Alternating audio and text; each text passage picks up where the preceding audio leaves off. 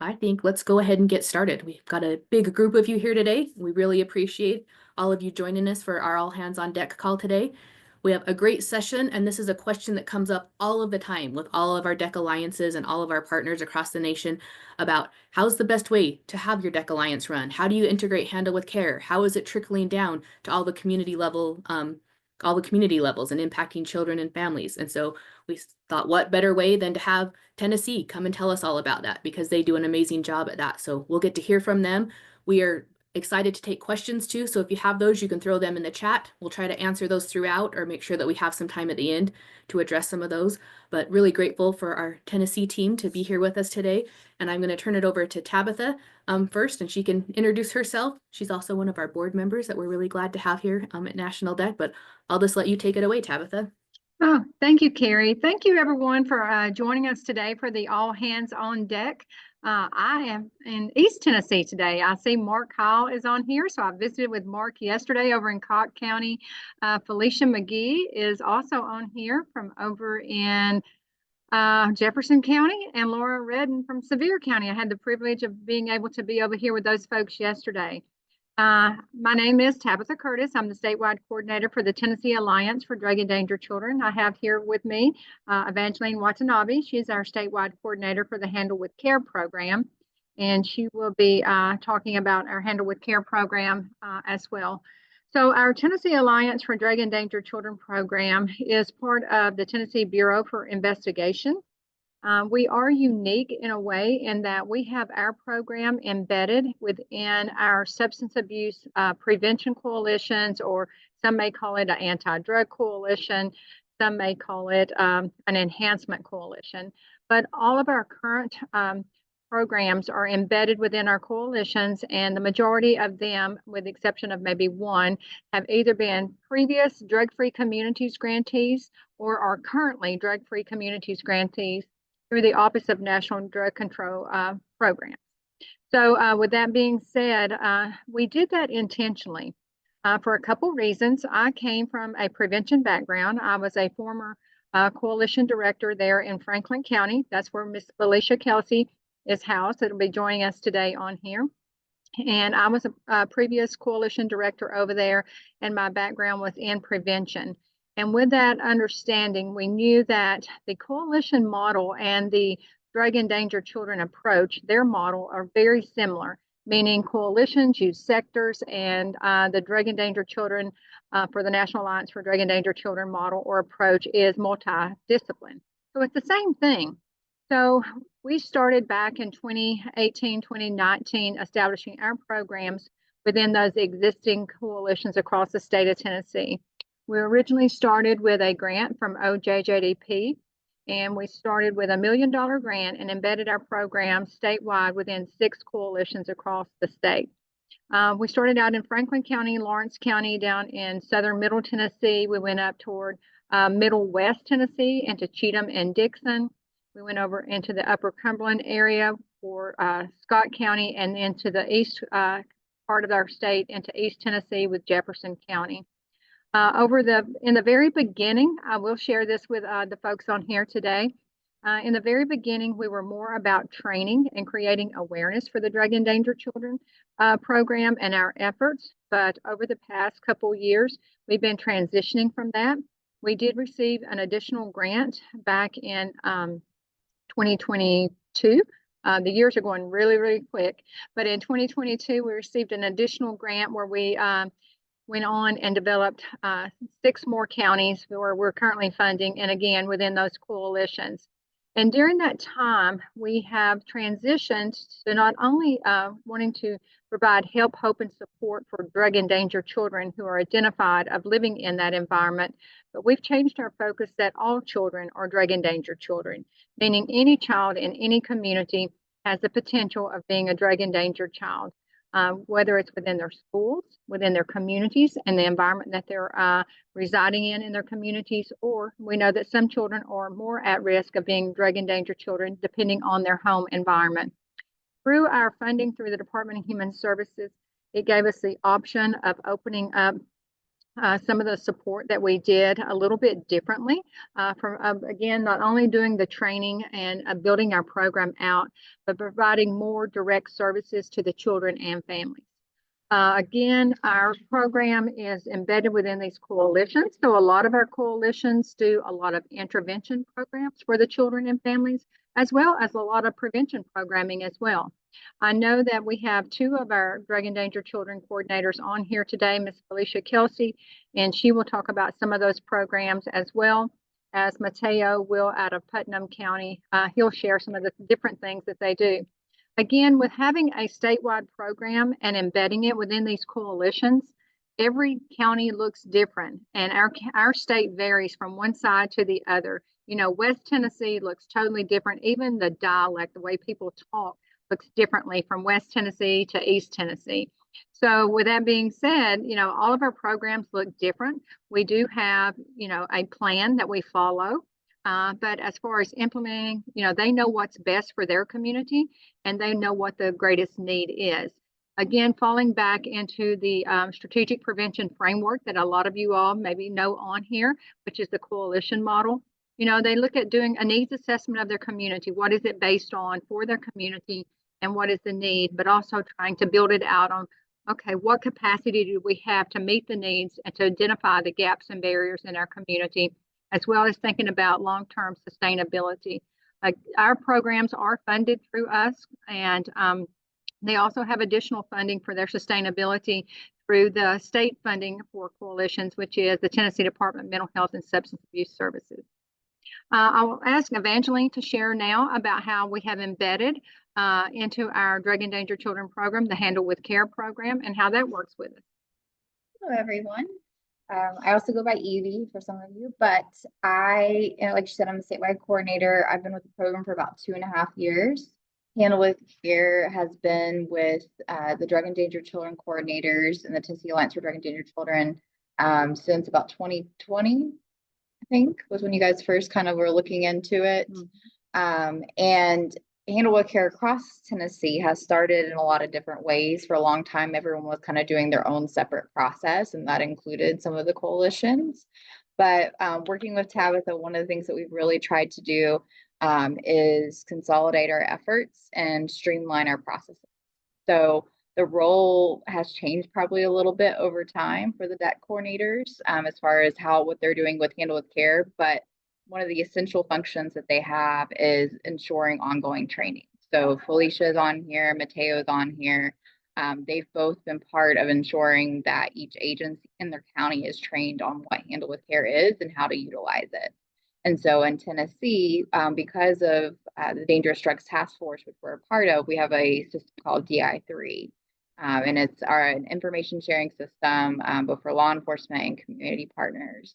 And the Handle with Care notices are built into that. And so we go into each county and we have a system set up where if the school district and if the agencies in the area are on board, they can be trained to use a QR code. If they scan the QR code, it takes them to a web page. When they get to the web page, it allows them to put in the name, the school, and the grade of the child. They can add multiple kids into the same form, and then it puts in their agency information. Once they hit submit, it goes over to a team on the school level. And so for our DEC coordinators, one of the big parts that they have is, one, pulling together community partners. For counties that aren't participating, we oftentimes try to do an initial stakeholder meeting. And so because coalitions typically already have all those partners on board, it's very easy for them to rally. I won't say easy, but they already have the connections. So they're able to rally those individuals together to hear about the program. From that point, then they can be a point of contact with the school district and the agencies, kind of acting as an intermediary to ensure we get the contact list of who that information should go to, because we want to make sure that for the kids that are impacted, and some of the kids that may be impacted in the Handle with Care notice could be drug endangered. They should have an overdose in the home. They could have, there could have been a search warrant executed at their home, but it also could be a range of other things. Regardless of the situation, we want to ensure that the right people get the information the next day. And so our DEC coordinators can work with our school systems to ensure we get the appropriate list of contacts. Have also assisted in being trained the trainers. So in Tennessee, that's one of the big things that we've done is we realize there's only a few of us on a statewide level, and we need our community and local partners to assist with that. And so I think one of the uniqueness of Handle with Care program in Tennessee has been really leveraging the capacity of the DEC coordinators to be able to go out and do roll call trainings, to do lineup training. That's not enough to say, hey, we want to do something as a state. We actually have to go out and be with our local partners and do that. And our DEC coordinators have those relationships. And so part of it is sustaining training, but also then just kind of doing regular check-ins and figuring out ways we need to troubleshoot to make sure the kids are getting the resources that they need. In some occasions across the state, it may be that on the school level, because of the partnership they built with the coalition, the DEC coordinator, they realize that that child needs additional support. And so because they have that connection, then they're able to refer out to the coalition and see what resources they may have. And that can be everything from Camp Thrive, which is a part of a lot of our coalitions, to, just finding out if there is, after school programs or whatever that looks like, where basic needs support. So in Tennessee, while we have a lot of partners working for Handle with Care, I'm really grateful for 13 counties because it's the only counties that we have someone who is designated to participate and be a train the trader and kind of act as a facilitator of the program in that area. One of the other things I'd like to share, when Evie was talking about the DI3 system, the DI3 system is the same system that we use for our DEC coordinators for their monthly reporting.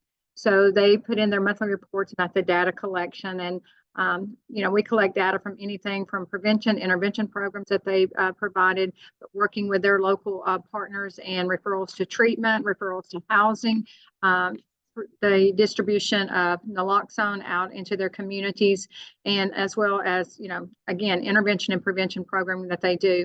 So we use the same system for our DEC coordinators for the reporting of their data, but they also include within that report every month, not just data, they include a narrative or a summary of the work that they have done within their community during that month. Not only does it give us more of a picture of the actual hands-on work they're doing beyond the data, but it also serves as their effort report for the work that they've done within their community. So at this time, Carrie, I would like to invite Miss Felicia Kelsey from Franklin County. She's our DEC coordinator over there, if she would like to share her presentation.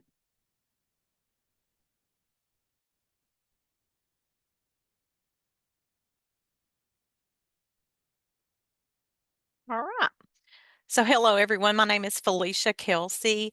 I've been a working here at the Franklin County Prevention Coalition for about 2 years now. I think I started being the DEC coordinator in May of this year. Had huge shoes to fill, took Alan Burnett's place when he left us and went to Coffee County. I'm so grateful for this opportunity because this is the coalition that Tabitha started. So it's kind of a full circle thing to get to work for her and have her as my boss. So there's no pressure at all. But she's been great, and I really appreciate her leadership. And I also appreciate Carrie asking me to present today. And let me find. I'm probably going to have IT trouble. Maybe not.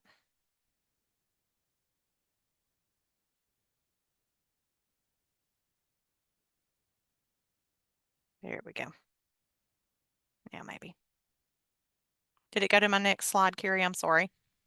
Oh, there it is now. Now, okay. All right.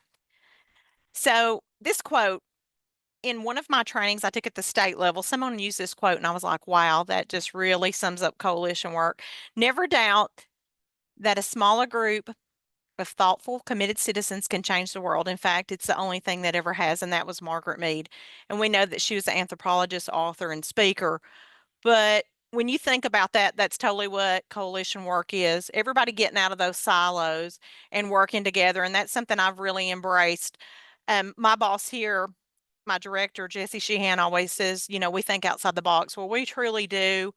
I've partnered with the UT Agriculture Extension Office. I have partnered with a lot of people that you would think, well, what do they want to partner with prevention work for? But everybody has something they can contribute to us in this goal, working with the children.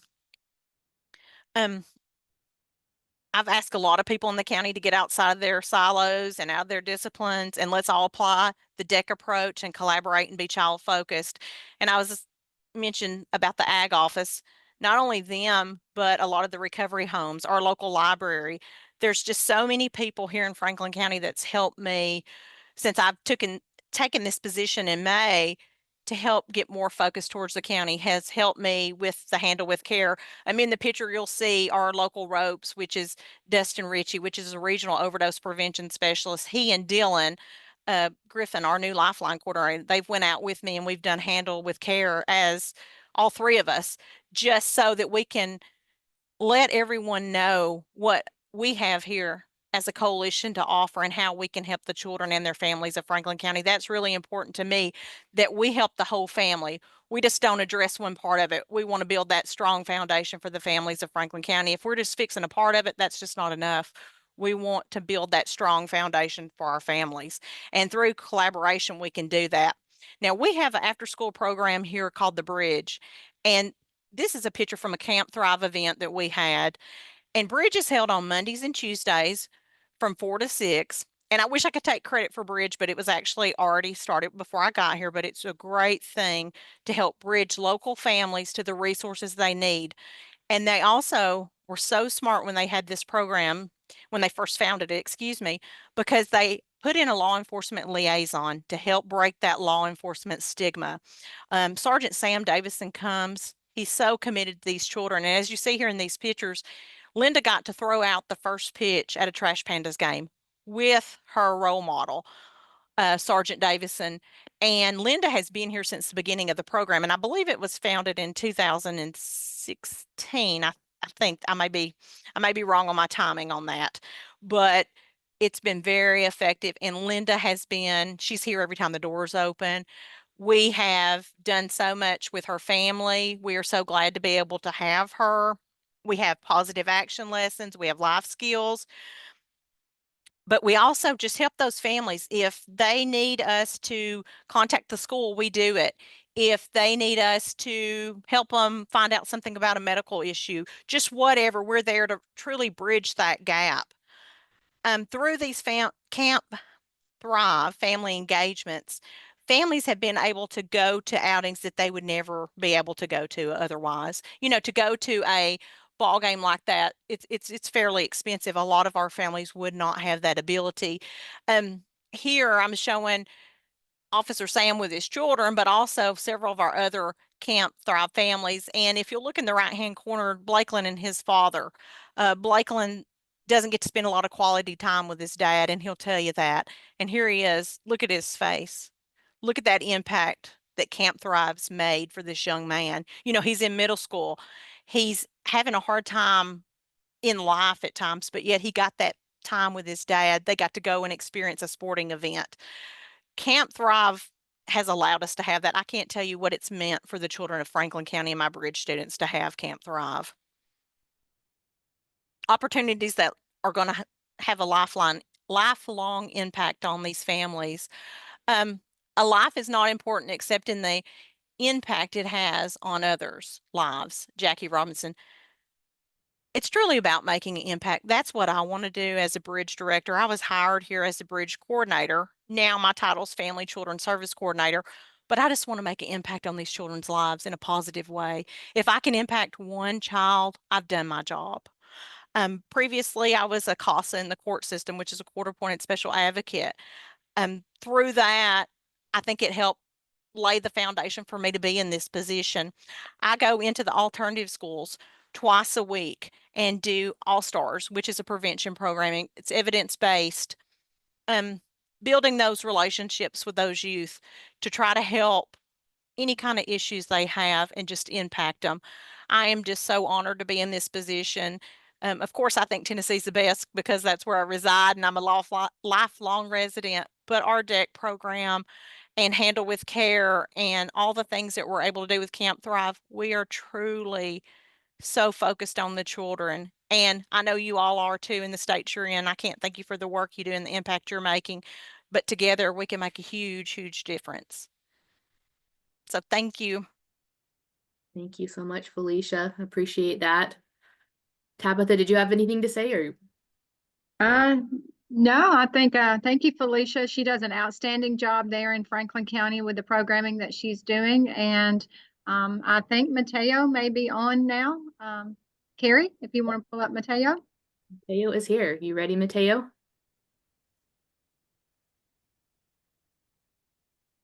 Okay, Carrie, so we're gonna probably have to do this a little weird. I hopped to a desktop, but all this stuff is on my laptop. So I'm under the power of Putnam one talking, but if you could share the screen with the Mateo Huerta one, that one will work. It should be on there.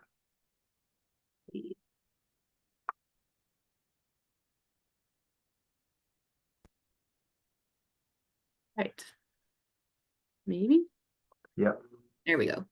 Okay, perfect. And then should be able. Yep. All right. Can everyone hear me good? Thumbs up, head nods, everything? Okay, perfect. Thank you guys so much. So I'm with Power of Putnam, and I've been the DEC coordinator here for 2 years.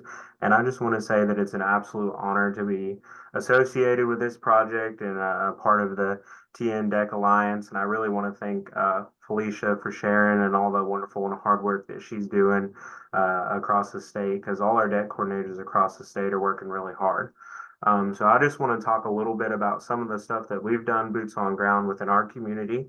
Hopefully that can translate some to your guys, or you can see some ideas and maybe take that back to your community, or just really get a sense and feel of what it's like for some of the serving programs within different communities, because everybody's community is different and it's going to look completely different. You'll have special needs, but the one thing is that we all can relate and just take ideas from each other and do a collaborative approach. All right, next. So this event was on Child Abuse Awareness Day, and this training encompassed a team of professionals, a lot of so that were already on a DEC committee. We had built that committee out with children serving organizations within our community that all met children's and families' various needs. So we have our District Attorney General, Brian Dunaway, who came and spoke about cases that he's prosecuted to inform community members and other organizations about some of the things that they have seen. And then in the middle there, that's our Director, Power of Putnam, Bill Gibson. And then in the next photo, we also have Heart of the Cumberland, which came and talked about their best groups, which is a grief support program within our community, serving children and letting them know that they're not alone. The reason that I highlight this and events like this is it's just important to bring everybody to the table and let people know what's in it for them, but also how can you guys provide wraparound services and meet children's needs, right? Because we're serving whole families here, and that's our mission. If we want to provide safe health, or if we want 100% safe, healthy, and happy families, then the number one thing that we're going to have to be able to do is try and make sure that all of their needs are met. Because I think that reduces the likelihood for addiction and things going on within those familial lines. Next, please. This was just highlighting Drug and Endangered Children Awareness Day within our county. As you can see pictured here, we're wearing red and encouraging that awareness piece. But the number one thing is, and then take away from this picture, is just bringing your policymakers, your government to the table and raising awareness and making them open and understanding of what your mission is and what you're doing within the community. If you get important faces behind you and supporting you, those community stakeholders and those community gatekeepers, they're going to be the ones that are going to help you further your mission, open up those doors for you, and just also overall help the community get behind your mission and what you're trying to get across. Next. This is DEC awareness trainings and community partnerships, and this builds on how the child abuse awareness training, how that all came together. But some of the hardest work in getting a DEC project started is just getting your foot in the door and raising awareness to what you're doing. So some of the ways that you can do that is find community partners that you already know. So that picture in the brown shirt with the DEC national awareness presentation behind me is with our CASA, which is court-appointed special advocates. And anytime a child is in court and they need a special advocate with them, they send a volunteer, assign them to that child, and they help them feel more comfortable. So the way that worked is they were already a partner with Power of Putnam and community events, but we extended with the DEC project because they love the mission and wanted that to be included as some of their volunteer training. So it turned out that every time they have a volunteer training, the DEC awareness piece is a part of that mandatory training. So that partnership formed one where there's always awareness pieces going out. There's always a set place for us to be able to come and train. But it also helps them out because it's a certified course that they can understand and learn more. So whenever they're going in homes, they have signs to look for whenever they're talking about and advocating for that child. They know the risk associated, and they also know what it's like for drug endangered children. Picture there in the middle is another community that actually does not have a DEC project, but Tabitha and Evie has done stakeholder meetings over there, and that's in Carthage, and that's at their Rotary Club. So that was just another type of stakeholder meeting, just building up awareness because it's not too far from our community. So we're able to provide resources and help them out, do things like handle with care trainings if they ask by request, but just increasing that information and helping it grow across our region. Because on our side of Tennessee, there's only 2 DEC coordinators, which she's listed she's in this picture right here in this next one, and her name's Cody. She does phenomenal work across the Upper Cumberland region, our region as well too. And that picture is in partnership with our DCS. This DCS training covered the whole entire Upper Cumberland, and we went through and trained them on what the DEC project is, basic information, how to recognize drug endangered children, and then we also educated them on what Handle with Care is, so they could bring that back to their community and have the contacts. So if we needed to do a stakeholder or encourage those conversations of getting those programs started, they had the information and who to reach out to be able to do those. Thanks. Intervention programs. These ones are near and dear to my heart. And Felicia, I love hearing about the intervention programs that you guys got over there and doing great things. But one of these is Heart of the Cumberland. And like I had said before, they're a children serving organization with their Best Groups program that helps children dealing with grief. And when it kind of started, it was just grief like loss by death. But as they've continued and grown, they realize that grief just isn't that. Grief can also be related to loss, abandonment, neglect, estrangement, incarceration, deportation, anything that takes a child away from a primary caregiver or someone that's important in their life. Sadly, a lot of what we see around in our regions is drug abuse and children being taken out of homes because of that, or one person in the family in prison or jail because of that.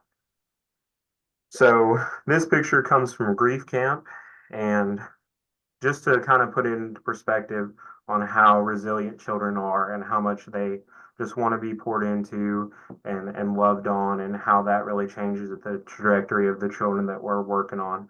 I'll tell a personal story from this camp. So there was a kiddo there attending the camp that had a heart condition.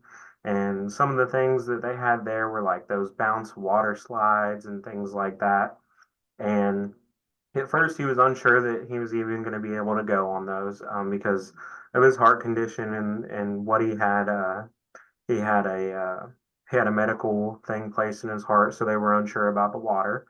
And then they gave him approval on that, but the only thing is he couldn't really make it up the slide because it was slippery and it was kind of a steep climb for him. And he was starting to get tired from, running around the whole entire day and everything like that. So they asked me, they're like, Mr. Mateo, can you get up there and help him and help pull him up? Because that's the one thing that he's wanted to do this entire time.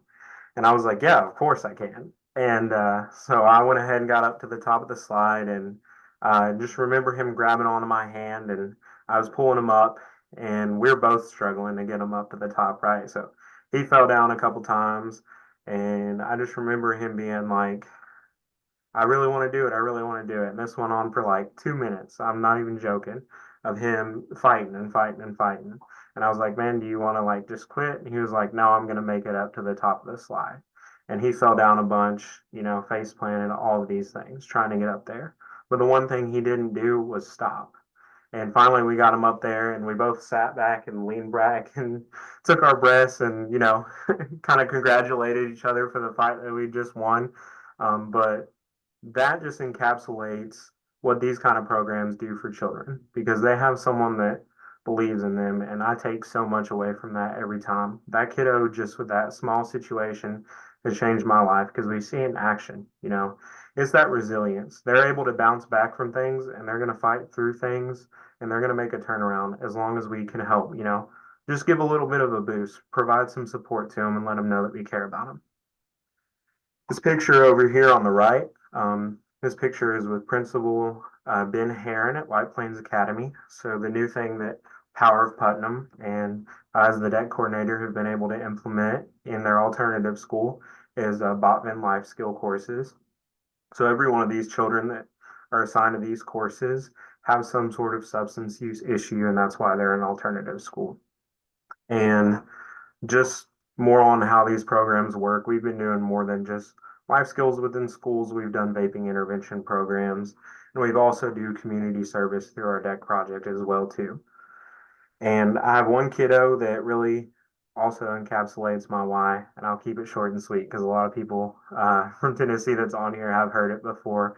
But his name is Logan, and he had a rough upbringing, foster care, and he had gotten into some substances and misusing marijuana and things like that. And he had gotten caught and gotten in trouble.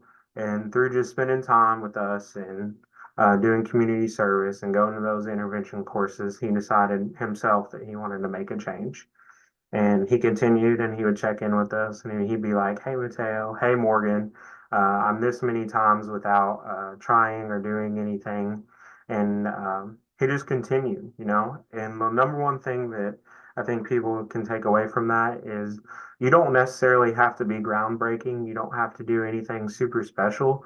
You just have to help children find their passion and give them that platform. And consistency is the number one thing. It's not anything extravagant that we do, but we just show up every day for them in the little small ways, because that's what they need and what's important to them. And it turns out that he found his passion in coming back and speaking to youth and populations the same as him. So he would come back to the intervention programs, and he would also come back and talk to community service youth and talk about his past use, why he quit, and healthy quit tips and things that he does now instead. Well, Power of Putnam's youth project submitted him to Tennessee Commissions of Youth for award for Youth Advocate of the Year. And he won. He won that award and was honored in Nashville in front of all kinds of children serving organizations. So that's just one of those things that I always love to share and tell, because there's a million reasons why we do it, but those outcomes, those special ones, are the ones that keep us going for sure. Thanks.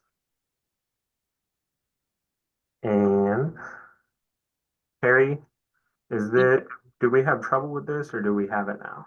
I think I have it ready to go. I just didn't want to hit play if you were going to say something. That is all I have, and then I'll let this play, and then I don't know if we'll have time for questions or anything, but I'll leave that up to you guys. Yep, we absolutely will have time for questions. This project video was used to raise awareness to our community, just increase education and knowledge, and then also, just let people know within the community, hey, here's the DEC project, here's the things that we're doing, and trying to get that information out there, because people might not, they might turn a blind eye to what's going on in the community, they might recognize it, but until it's brought to the forefront, it might not be something that they're actively trying to change.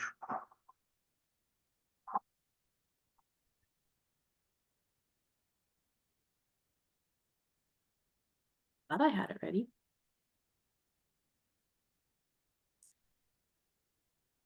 I know what to do. I have it on my desktop, so let me grab it there.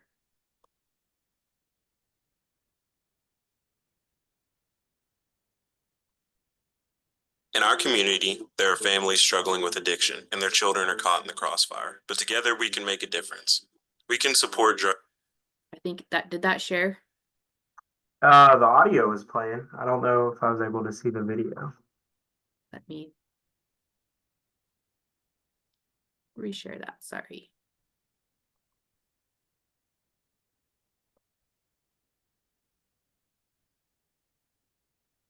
In our community, there are families struggling with addiction, and their children are caught in the crossfire. But together we can make a difference.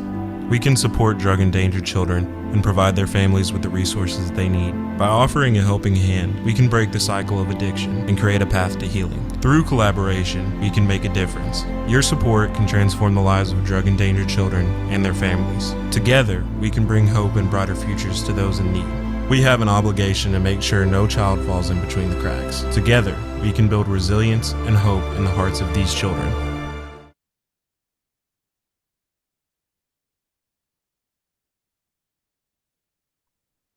Did you have any closing thoughts on that, Mateo, for your section? No, I just want to thank everybody for the hard work that they're doing all across the country and being a part of and joining National DEC's calls and just gathering information and doing all the ways that you guys help out children.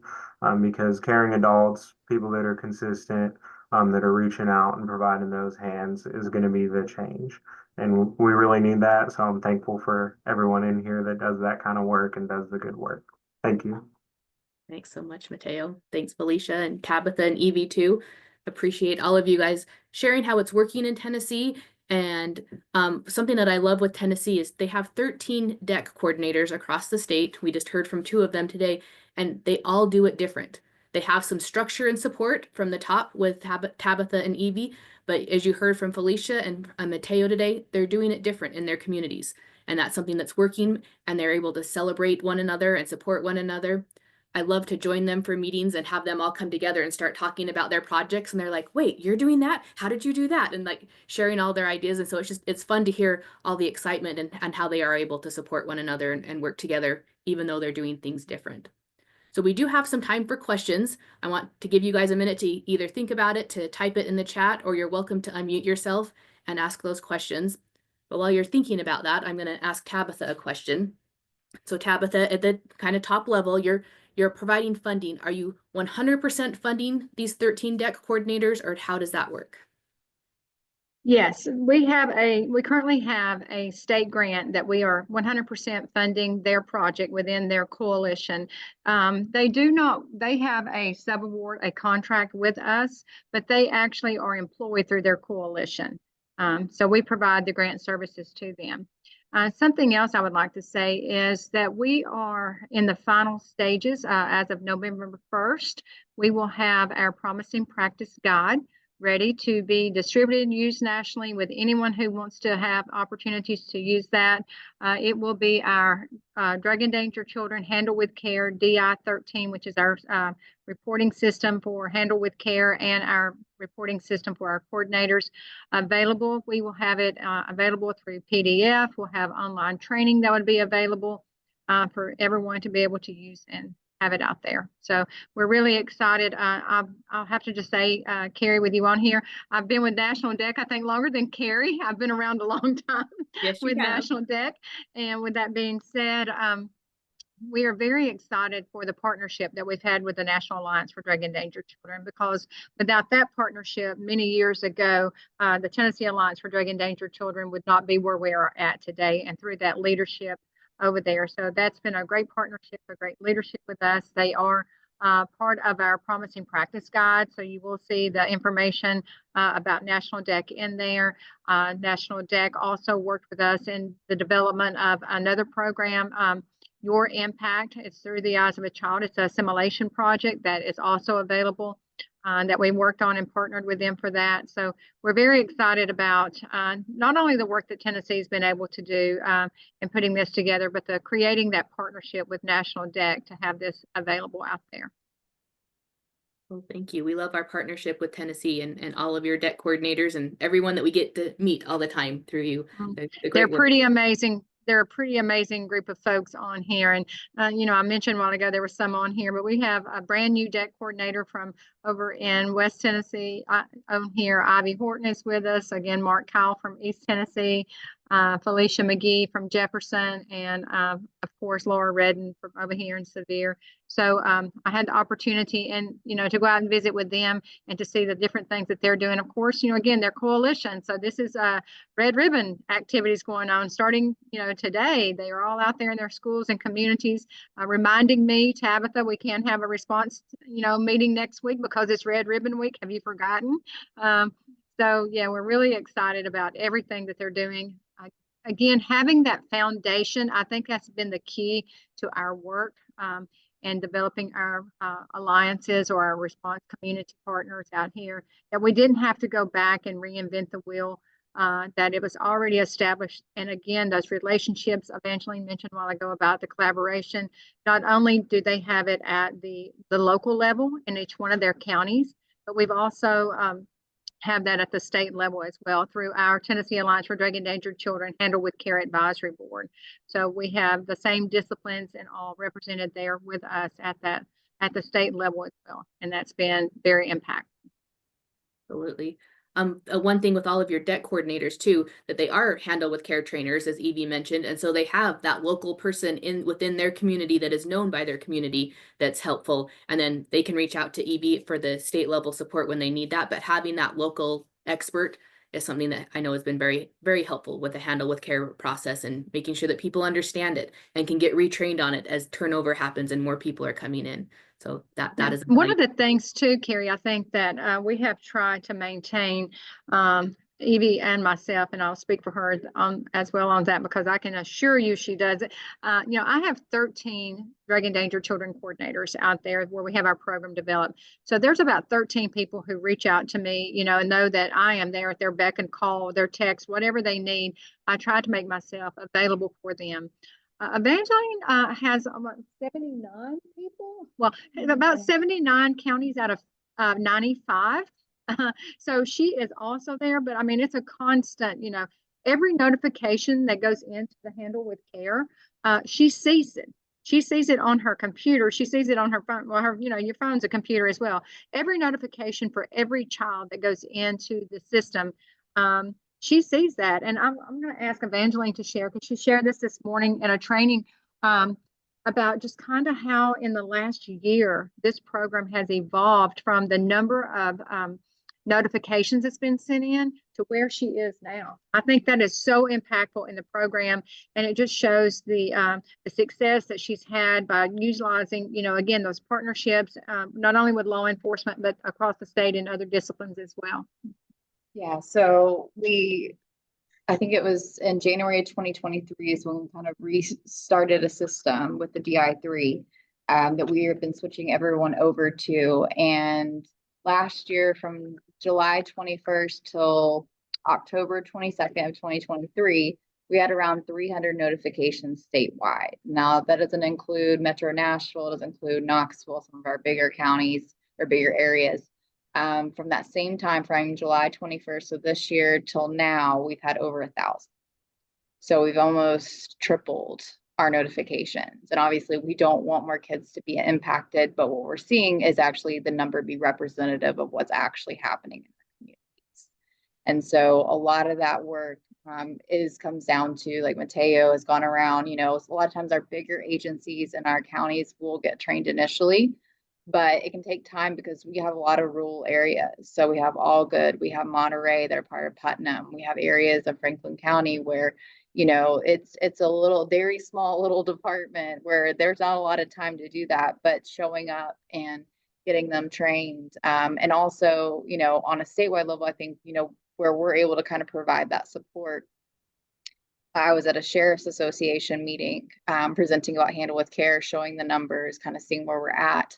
And I met the Franklin County Sheriff was there. And he had been working very heavily with Felicia, trying to get the Handle with Care kind of up and running. Because sometimes, we train everybody, but we don't see the notifications. And I think over the summer, he had been pushing it and wanting it to happen more. And so he'd reached out to her after the train to see, hey, where are we at with numbers? And unfortunately, I had to tell her that there'd been like 0 since May. And within, 24 hours, all of a sudden I start getting dings, because I'm seeing where the sheriff has gone back to his people and said, you need to go and do that training. And so we probably had about 15 of the deputies all getting trained. And so, you know, and then she's come in and actually done that individual training and then gone with the other agencies. So it is a continuous thing. But, you know, one of the things we talk about is, you know, having a person on a statewide level to provide that kind of structure and support, but having people in the communities who will continue to follow up. You know, I'll see the Felicia, I'm like, all of a sudden I'll see it get on my email, like she's doing a training again, because I'll get an alert that comes through. So, you know, we're really grateful. Thank you. Yeah.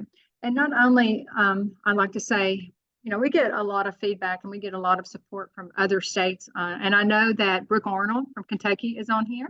So I saw that Brooke's on here, and I think Sally from Kansas is on here as well. So, you know, it's really been wonderful watching this evolve over the last couple of years, you know, with our drug endangered children and our Handle with Care program, because, you know, we're not only seeing things happen within our state, but we are building such great relationships with others out here. And a lot of time, you know, that comes from, you know, being recipients of some of the grants, like OJJDP. When we received our first grant, you know, I've started making friendships, relationships with like Georgia and Michigan and other folks like that.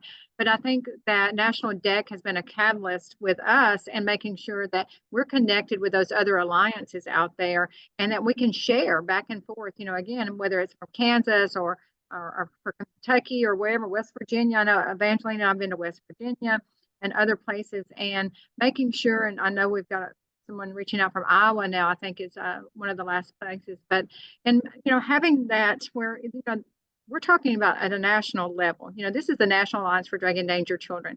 You know, what we've done in Tennessee has worked for Tennessee, but, you know, it may not be perfect for another state, but if we have anything that we can share, even if you take, you know, this piece or that piece away from it, you know, that's one less thing that you have to go in and recreate for your state or your community. Yeah, you guys are great examples of that collaboration and sharing information. And I'm really excited for your toolkit that will be coming out here soon, so everyone can benefit from that and seeing the wonderful things you've done. And I'm hoping, Carrie, that once we get the go-ahead on that, that we can ask for you all in supporting us and through the National Alliance, and that you all can help us to push that out to all the different state agencies or alliances out there.